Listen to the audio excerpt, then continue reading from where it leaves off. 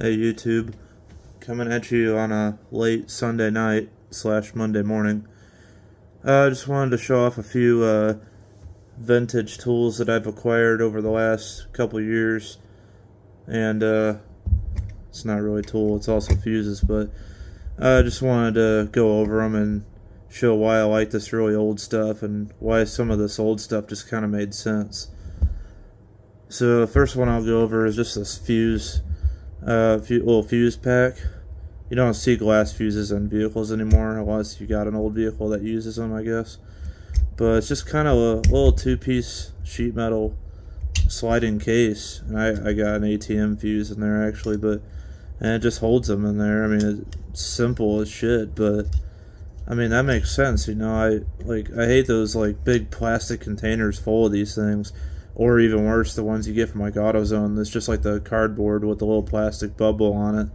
And then as soon as you open it, you got to put them in a bag, or you're just going to lose them all. But I mean, they even, you know, tell you what they're for. I mean, and you know, like here they label what they are, brand, you know, all that stuff. So that's pretty cool. I got a few of these, and I got a few that are for ATM fuses too. I got to find them and make a video at some point. Well, that just made a really good sound. Anyway, so that's pretty neat. Nowadays, like I said, you just got to get the little blister pack, and then they all fall out or whatever, and they're hard to keep track of unless you get a real case. The next one I'll go over is like this. You know what? Let's talk about this one first. I got this from a friend a while back. It's just a little socket set. And I think it's got a couple extra little pieces and mismatched stuff in here. But I guess it's a Power Master made in US. I assume that's what that said, made in USA. Couldn't tell you what time period it's from. I mean, it has no info on it like a lot of this stuff, you know. But it's just a 1/4-inch drive, pretty basic. It's actually reversible, which is nice. It's not like the kind where you pop the, you know, the anvil out, or well, they'd be called that on an impact, I guess. But pretty cool looking design, though. I mean, you know, pretty handy. It's a little more boxy than, you know, a lot of new style stuff. And then one of these you'd see in like a Craftsman screwdriver set. I don't think that's original, but and then I always forget what these are called for some reason, but it's got one of those. That's probably not original. And it's just got the sockets right back here in this little slot. And I think this is one of the original ones with the little, you can tell by the little shoulder on there. But some of these are not original, you know, like I can tell. Like this one, for example. These are hard to get out.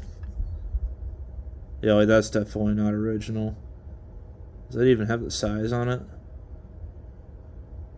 It's probably on there. I'm looking at it through the phone. So anyway, nice little sheet metal case. It's seen better days, but that's the kind of stuff I like. So that's pretty cool. That's something you'd find at like a estate sale or flea market or antique store for about $10. I got it for free, thankfully. Which brings me to this one, actually, because I did find it at an antique store. I found this on a little fishing trip last weekend in an antique mall in Warsaw, Missouri, actually.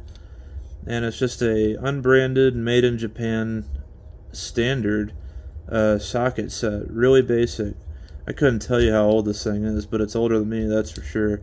It's just got this like 1/4-inch hex drive, Allen key looking wrench. It's got a detent on each end, so you can, you know, put these on, they won't just fall off. And it also doubles as the retainer for keeping it in the case, which also keeps the sockets in the case. I mean, that's pretty cool, because you can't find stuff like that anymore. I mean, everything comes in a giant blow molded case, or one of the even cheaper plastic cases that just break, you know, from like AutoZone or something. So like I said, it's all standard. It's actually, you can see Japan, but it's not metric.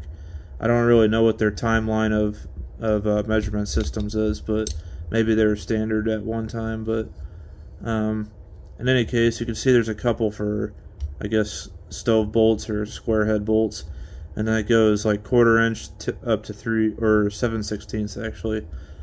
And all those cases, just 2 pieces of sheet metal. It's like 1 flat piece, and then the main caddy section, I guess, that's got a few folds on it.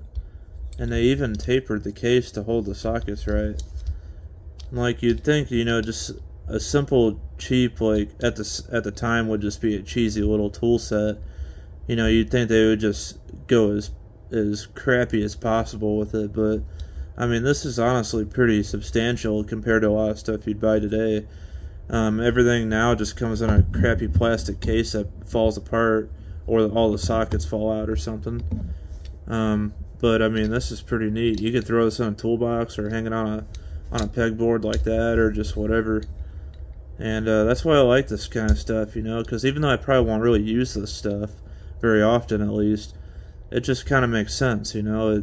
It's a sign of the times, I guess. I mean, I would say maybe this could be 30s or 40s. I mean, it's old though, and this is probably a little later than that, maybe 50s or 60s.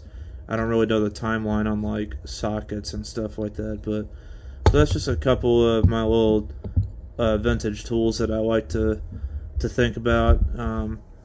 I like trying to find stuff like that. You know, there's a million like old pipe wrenches and, you know, parallel wrenches and, you know, vintage stuff like that you can find, but I like finding the tool sets. I can actually use that stuff.